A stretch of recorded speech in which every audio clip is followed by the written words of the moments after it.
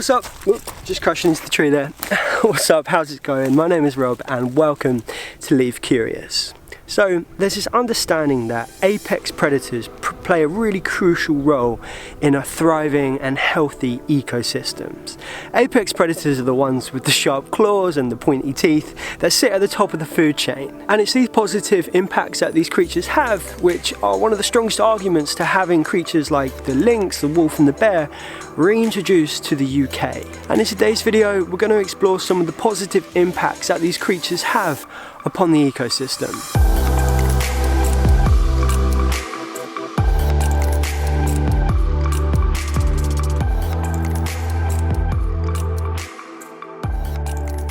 In natural systems, there are many different predator and prey relationships.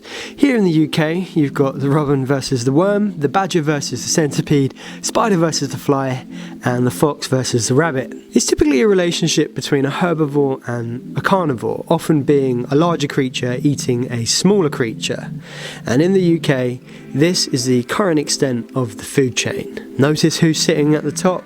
Yes, for hundreds of years, man has taken the place of the natural apex predators, and every year in the UK, over 350,000 deer are being culled. That's quite a staggering number, but it's thought that deer populations in the UK have reached their highest in the past 1,000 years, with numbers currently close to 2 million. This rise in numbers is due to a few reasons, but mostly from the lack of natural predators. So a natural predator such as the lynx will certainly hunt and kill a few of those deer, but there's something which the lynx and other apex predators will do to the deer and other large herbivores which is really beneficial to the ecosystem, and that's to instill fear into the herbivores. Currently this 2 million deer have the pickings of the landscape. They're having a massive party and it's at the expense of our plant life. This not only has negative effects on ecological processes like natural regeneration, but it's also really damaging to commercial forestry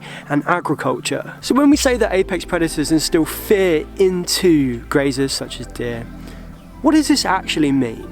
Animals like the lynx change the distribution of deer and therefore where they eat and for how long they eat.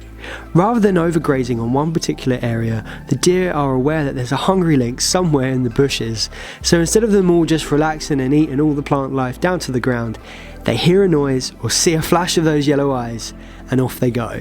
This constant movement of the deer allows for the land to recover, for plant life to grow, and then a whole host of other interactions take place. But interestingly, the presence of the apex predators actually benefit the deer themselves. The landscape can only withstand a certain number of deer until there aren't any more trees left to eat, and by this point, as well as the landscape being severely degraded, what do you think will happen to the deer populations? They will fall away, numbers will decrease as they die from lack of suitable habitat. So although on the surface a lynx may appear to be the deer's worst nightmare, they actually help ensure the longevity of the deer populations over time. I like to think of the ecosystem as like a big swirling ball, and within that sphere, for that sphere to be healthy, there needs to be a large amount of plant life, there needs to be a large amount of small and large herbivores, and then with them there also needs to be a certain number of small and large predators in order for that sphere to be functioning and to be healthy. You know, a truly healthy ecosystem would have many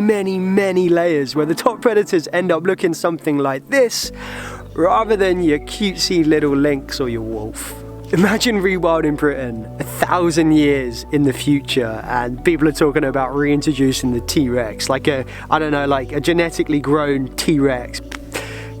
Maybe, I don't know. Anyway, we're going off topic. These impacts that the apex predators have upon the ecosystem gain them the title of ecosystem engineers.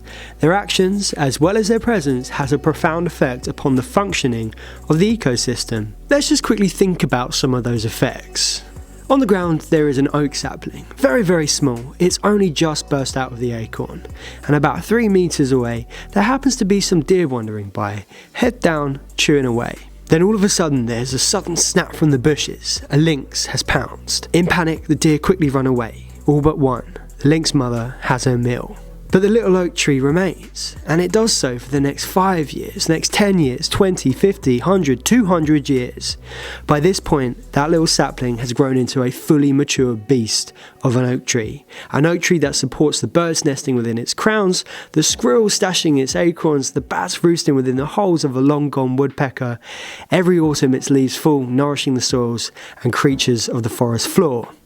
That tree forms part of an integral link within the landscape, a corridor for wildlife to pass through. It's not only about trying to understand just how subtle and how complex interactions are within an ecosystem, it's also understanding things on an ecological time frame. How something may seem inconsequential in the moment, like that lynx jumping out and scaring away the deer.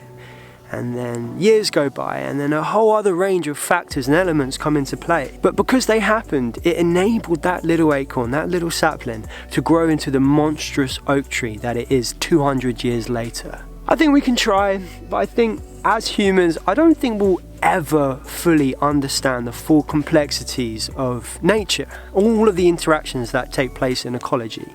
But if there's one thing that we do understand, it's the inherent link between predator and prey relationships and how beneficial they are to a healthy ecosystem.